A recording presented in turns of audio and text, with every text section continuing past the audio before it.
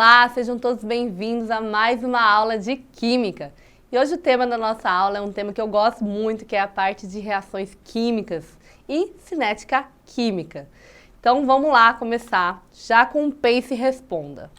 Olha aqui, gente, essas situações ali e me falem quais são o que torna, né, essas situações, esses eventos ali do cotidiano, né, em uma única situação. Então a gente tem ali um papel que se rasga, um vidro que se parte, a água que ferve e evapora e o gelo que derrete, né? Então isso faz parte de um grupo.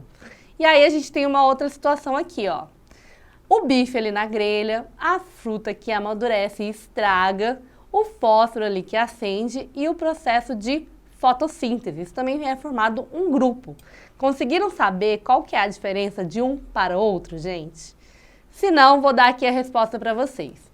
Então, o primeiro grupo, gente, é um grupo que é situações que ocorrem ali nos fenômenos físicos, né? São as transformações físicas, né? Então, elas ocorrem sem que o quê? Sem que haja a formação de novas substâncias, ou seja, as substâncias continuam sendo elas mesmas.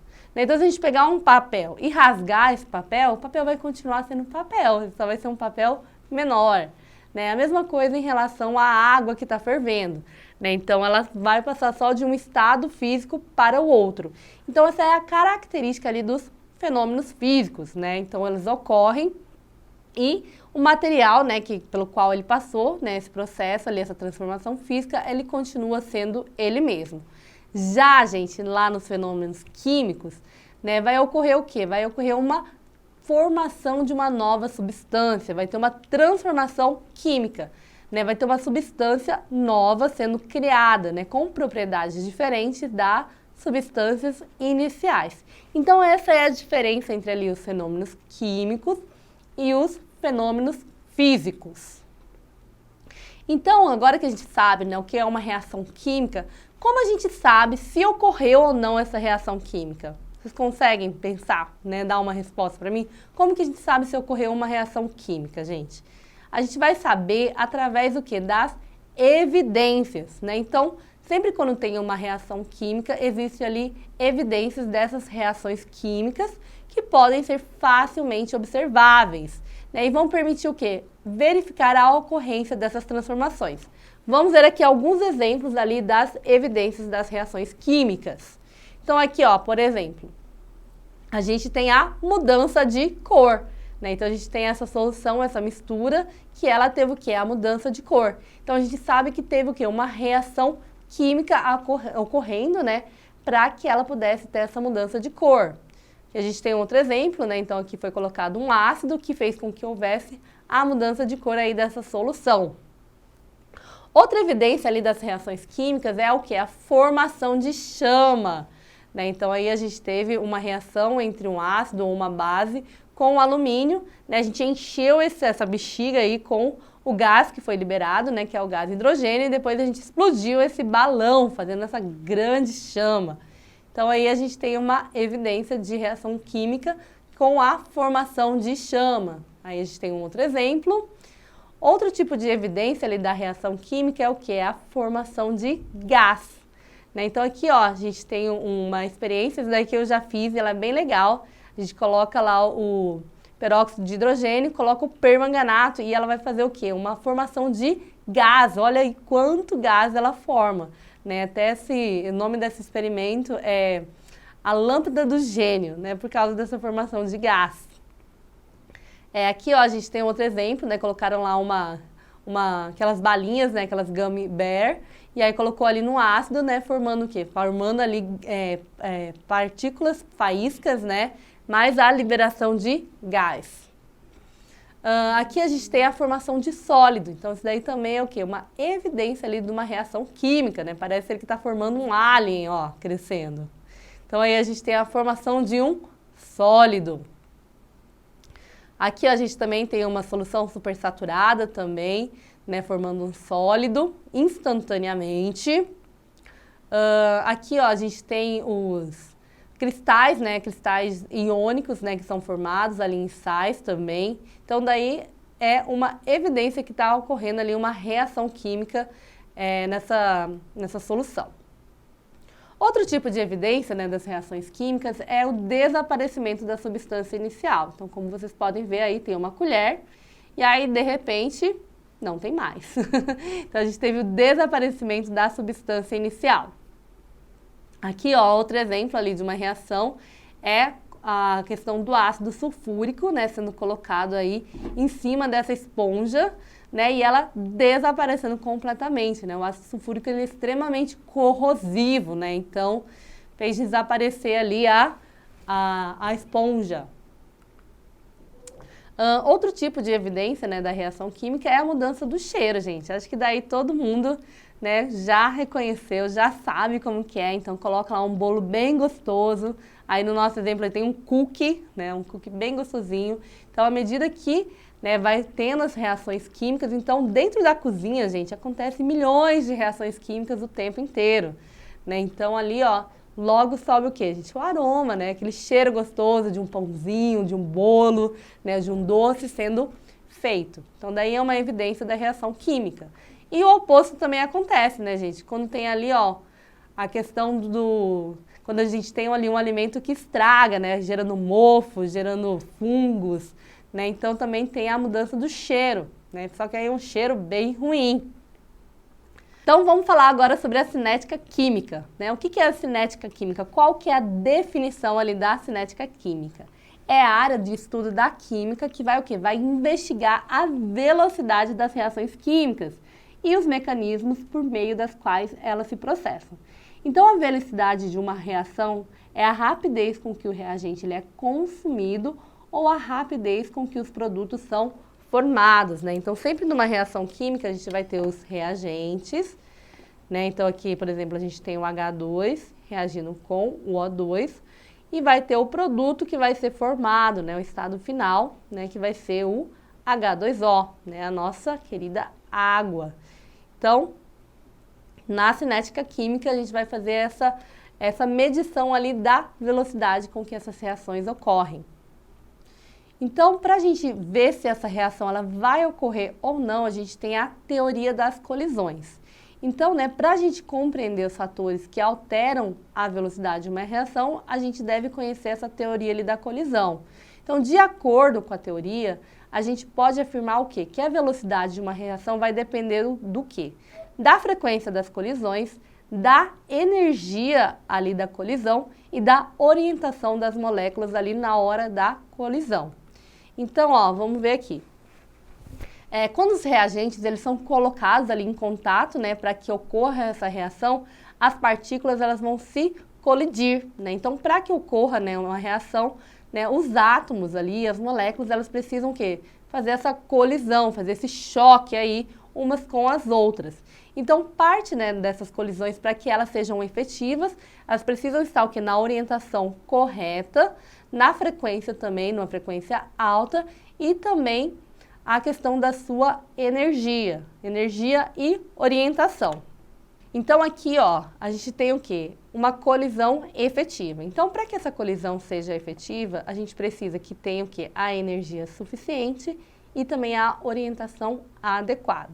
Então, a energia suficiente é o quê? Ela precisa ter uma velocidade suficiente, né, de colisão aqui entre essas moléculas, né, para que ela seja efetiva. E também a orientação adequada, elas têm que ser frontal, então elas têm que bater, né, possivelmente assim nessa conformação frontal, para que ocorra ali a formação de uma nova molécula.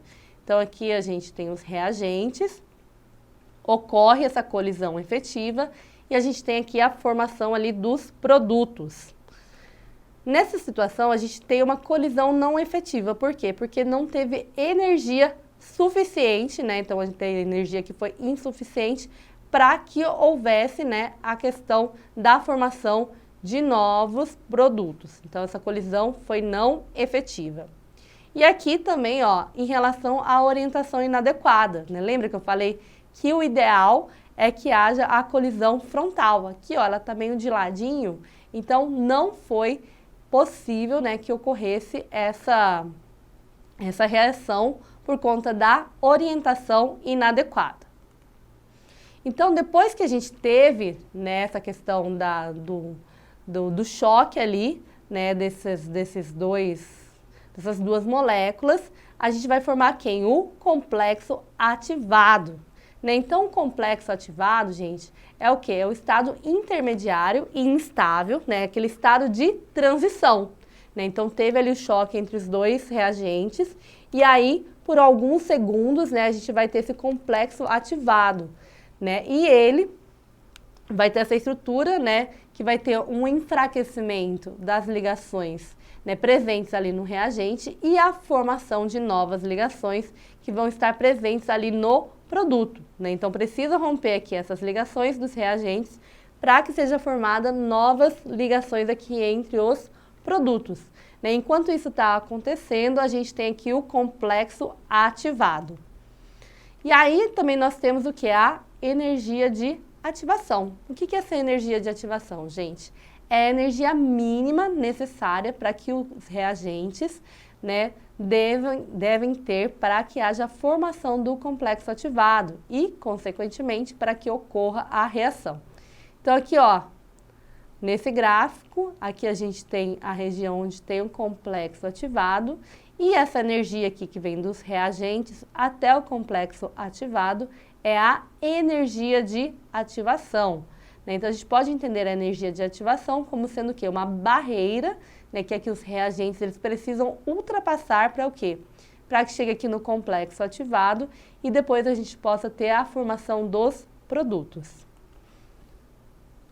Qual que é aqui a relação entre a questão da liberação e da absorção de energia, gente, de calor? Então, a gente tem ali as reações químicas que são endotérmicas e as reações químicas que são exotérmicas, né? A gente viu isso lá na aula de termoquímica.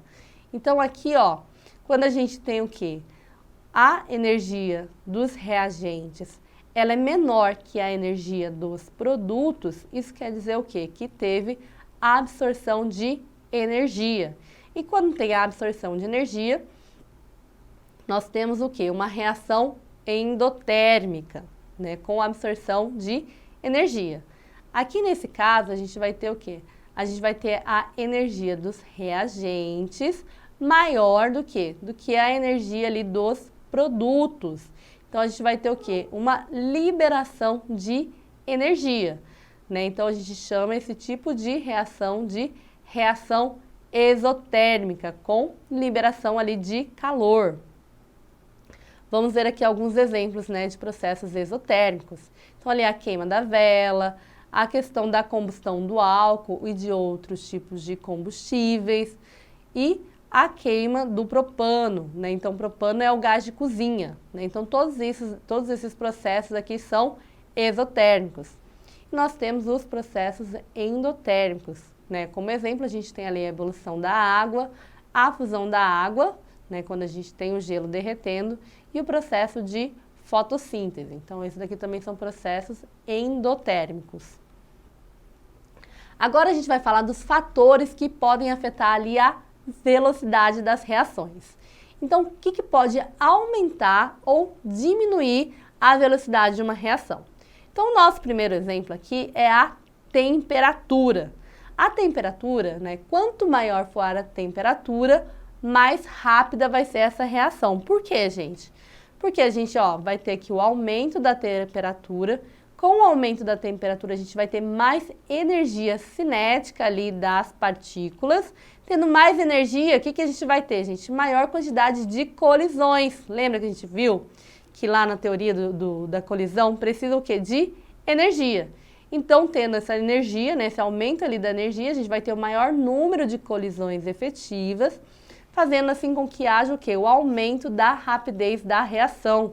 Então aqui, ó, tá vendo esse GIF? À medida que a temperatura vai subindo, vai aumentando o quê? Ali a energia, né, que essas moléculas elas vão possuir. Então, por isso aqui, ó, dentro dessa parte da temperatura, a gente tem aqui, ó, essa experiência, eu já fiz também em sala de aula, quando a gente coloca ali uma pastilha efervescente, então pode ser um sorridor, um sorrisal, uma vitamina C, né? E aí a gente coloca ali num copo com água gelada, tem até aqui o gelinho, né? E aqui um copo com água quente. Então a dissolução dessa pastilha na água quente, ela vai ser muito mais rápida, né, do que a dissolução dessa pastilha ali na água gelada, né? Então, nisso a gente consegue ver que a velocidade, né, ela é afetada pela temperatura. Gente, essa questão aqui dos fatores que afetam a velocidade cai muito também no Enem, né? A gente tem várias questões, né, perguntando se a reação corre mais rápido, se ela corre menos rápido por conta desses fatores. Então, bora lá. Por isso também, por conta da temperatura, a gente aumenta o que? A chama ali do fogão para o quê? Para que a gente consiga cozinhar mais rápido. Então, às vezes a gente está fazendo ali um arroz, fazendo uma comidinha e está demorando muito, né, para ficar pronto, a gente aumenta ali a temperatura e o tempo de cozimento diminui. A mesma coisa aqui, ó, o oposto também acontece, gente. Então, quando a gente utiliza ali a geladeira, quando a gente refrigera ali um alimento, a gente utiliza para quê, gente? Para evitar Eita, tem como voltar? Deterioração. Nossa, eu vou falar outra palavra, para evitar que os alimentos estraguem. Vamos lá? Vamos lá. 3, 2, 1. Então, a questão da temperatura baixa, né, quando a gente refrigera ali o alimento, ele também serve para o quê, gente? Para a gente evitar com que os alimentos estraguem, né? Então, a gente fez ali, né, uma comidinha bem gostosa e depois que a gente come, a gente guarda na geladeira para quê, gente? Para evitar com que haja, né, qualquer problema ali de que estrague ali aquele alimento. Outro fator que vai afetar ali a velocidade. Então, outro fator que pode afetar a velocidade é a superfície de contato. Então, quanto maior é o contato, né, entre os reagentes, mais rápida vai ser a reação. Então, a gente aumenta ali a superfície de contato, né, entre as espécies reagentes. Vai ter o quê? Um aumento ali da frequência das colisões. Vai ficar o quê? Maior a quantidade das colisões efetivas, isso vai fazer com que a reação acabe sendo mais rápida. Vamos ver aqui alguns exemplos. Então aqui, ó, por exemplo, quando a gente vai cozinhar ali uma batata, ela cozinha muito mais rápido, gente, quando a gente corta ela em pedaços menores do que quando a gente tenta cozinhar a batata inteira, né? Então fica aí a dica, se você está com pressa ali de fazer um purezinho, né? Então, primeira coisa, corte ali a batata em pedaços menores, né, do que tentar cozinhar ali a batata inteira. Aqui a mesma coisa acontece com o ovo frito, gente. Né? Então, já tentaram aí cozinhar um ovo? Então, um ovo para ser cozido, ele leva em torno de 11 minutos, né, 7 minutos ali depois que começa a ferver a água. Já o ovo frito, gente, se o óleo estiver quente, a gente consegue fritar ele em poucos minutos, né? Então, essa é a diferença, né, em relação à superfície de contato. Então, é o mesmo, né, o mesmo ovo, só que a superfície de contato, né, do ovo frito, ela é bem maior do que um ovo cozido, que além de ter, né, a questão da superfície de contato menor, ele vai ter ali a casca, né, protegendo ele. Aqui, ó, outro exemplo é quando a gente pega o quê? Aqui a gente tem uma vitamina C, e aí a gente coloca a pastilha inteira ali dentro de uma água. Aqui a água pode ser na mesma temperatura, tá? Então, o tempo de dissolução dessa pastilha que foi triturada, ela vai ser o quê? Muito mais rápida, né, do que uma pastilha inteira. Então, isso se deve por conta da superfície de contato. Outro exemplo aqui, ó, gente, isso aqui é legal. Então, quem aí já tentou fazer uma fogueira lá na floresta, né? Um momento largados e pelados, né? Quem assiste aí sabe como que é difícil fazer uma fogueira, né? Então, se a gente pega ali pedaços de madeira bem pequeno, né? Gravetos, né? De madeira, então a gente consegue fazer o quê? Um fogo bem mais rápido, por exemplo, do que se a gente pegar ali pedaços de lenha, né, toras de madeira muito grandes, ela vai demorar muito mais para pegar fogo do que aqueles gravetinhos pequenininhos, tá? Por conta da superfície de contato. O próximo fator que vai afetar ali a velocidade das reações é a questão da concentração. Então, o aumento da concentração de um reagente provoca o quê? O aumento, né, ali dos choques entre as moléculas, e isso vai fazer com que haja o aumento ali da velocidade. Então, vamos ver aqui um exemplo. Aqui a gente tem o zinco, né, ele está numa solução diluída, e o mesmo zinco ali numa solução concentrada. Então, aqui, ó, é bem mais rápido, né, na solução concentrada do que na solução diluída. Aqui, ó, um outro exemplo, né, a gente tem a queima da palha de aço, né, a famosa bombril, né, ali com 20% de oxigênio, então essa queima ela é bem lenta. E se a gente colocar ela num becker, por exemplo, com preenchida aqui de oxigênio puro, né, então a gente vai ter uma combustão bem mais rápida, por conta da concentração de oxigênio. E por isso, gente, quando a gente vai fazer aquele churrasquinho, né, o pessoal que lá, o churrasqueiro, ele abana ali, né, o carvão, para que o que ocorra, gente? Para que aumente a concentração de oxigênio e aumente, consequentemente, ali, a produção de chamas. Aqui um outro exemplo, gente, essa reação é muito legal. Essa é a reação da pasta de dente de elefante, mas eles fizeram aqui numa concentração absurda, gente, olha isso. Já eu vou explicar como que funciona essa reação. Mas eles fizeram ali, ó, num espaço super grande, colocaram uma concentração gigantesca, absurda ali, né, dos materiais e conseguiram fazer essa super pasta aí de elefante. O nosso próximo fator que vai afetar a velocidade são os catalisadores. Quem são os catalisadores, gente? O que o catalisador vai fazer? Ele vai diminuir a energia de ativação, fornecendo o quê? Um caminho alternativo mais simples e mais rápido ali para aquela reação. Então aqui, ó, a gente tem um gráfico, né, com o uso de catalisador e sem o uso de catalisador. Então aqui, ó, nessa linha vermelha, né, a gente tem uma reação ocorrendo sem o catalisador. E olha como a energia de ativação, ela é muito, muito maior do que uma reação, a mesma reação, né, no caso, sendo utilizada ali com o catalisador, né? A sua energia de ativação, ó, ela diminui drasticamente. Então, né, para que, né, a gente tenha ali um aumento da velocidade, né, da reação, a gente utiliza os catalisadores. Então aqui, ó, como que faz aquela reação da pasta de dente de elefante. Então esse último elemento que foi colocado é o catalisador. Então vamos entender aqui, ó, olha que legal. Então a gente coloca o peróxido de hidrogênio, coloca ali o detergente, um colorante, né, para ficar bonitinho, e aí a gente coloca o iodeto de potássio. E o iodeto de potássio vai fazer com que essa reação ocorra de forma bem mais rápida do que sem a sua utilização. Então daqui, né, um exemplo do uso de catalisador. Então agora que a gente viu, né, essa questão da velocidade das reações, a gente tem o quê? As reações que ocorrem de forma bem rápida, as reações que ocorrem numa velocidade moderada e as reações que ocorrem ali de forma bem lenta.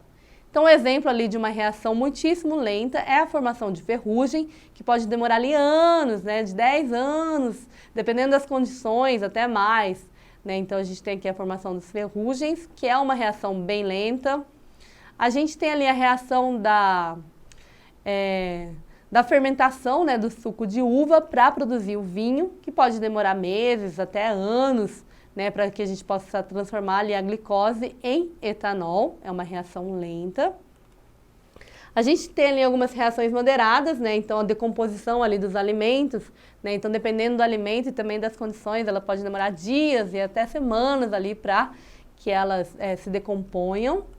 E a gente tem as reações rápidas, né? O exemplo aqui é do airbag. Já vi em uma outra aula, né, que o airbag, o acionamento do airbag, ele ocorre através de uma reação química, né? Então daqui é uma reação bem rápida que ocorre. E outro exemplo ali de uma reação rápida é a queima dos fogos de artifício. Então, vamos ver como que a gente faz aqui a questão dos cálculos, né? Então a velocidade das reações químicas, a gente pode calcular o quê? A velocidade média.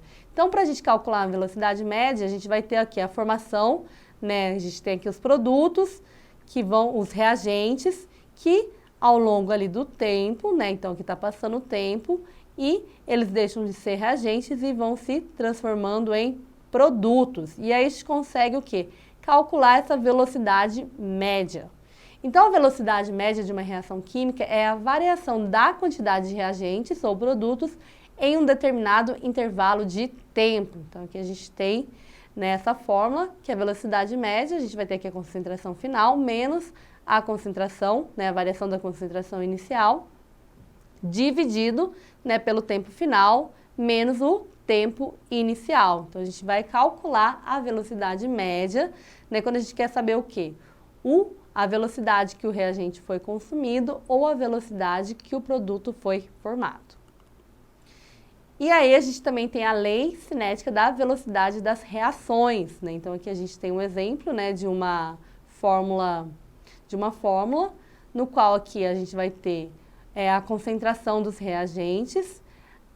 O A e o B, em letra minúscula, são os coeficientes estequiométricos e a gente vai ter o quê? Essa fórmula ali para fazer a velocidade das reações a partir da lei cinética. Então, a gente vai ter aqui uma constante, a constante da velocidade, e aí nós vamos o quê?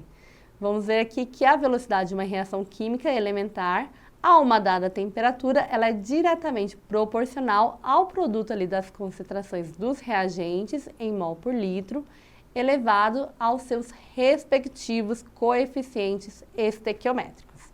Então, daqui são as fórmulas que a gente utiliza ali para calcular a velocidade das reações químicas. Então, essa questão caiu lá no Enem de 2010 e ela fala: alguns fatores podem alterar a rapidez das reações químicas. A seguir, destacam 3 exemplos no contexto da preparação e da conservação de alimentos. 1. A maioria dos produtos alimentícios se conservam por muito mais tempo quando submetidos à refrigeração. Lembra que a gente falou? Esse procedimento vai diminuir o quê? A rapidez das reações que contribuem para a degradação de certos alimentos. Então, a gente já sabe que essa 1 tem a ver com a temperatura. A número 2. Um procedimento muito comum utilizado em práticas de culinária é o corte dos alimentos para o quê? Para acelerar o seu cozimento, caso não se tenha uma panela de pressão. Então aí também já viu ali na nossa aula que é o quê? A superfície de contato, A gente corta ali o alimento em pedaços menores para que a gente aumente ali a superfície de contato. E 3, a preparação de iogurtes adiciona-se ao leite bactérias produtoras de enzimas. Então, essas enzimas também são catalisadores, que vão acelerar as reações envolvendo açúcares e proteínas lácteas. Então, aí, a opção que tem temperatura, superfície de contato e catalisadores é a letra B. Então, a nossa questão correta é a letra B. Então, nós finalizamos mais uma aula de Química, essa aula bem legal aí de reações químicas. Espero que vocês tenham gostado. Para mais aulas e outras dúvidas, podem entrar lá na plataforma Eduque. E eu vejo vocês na próxima aula. Um abraço e até a próxima!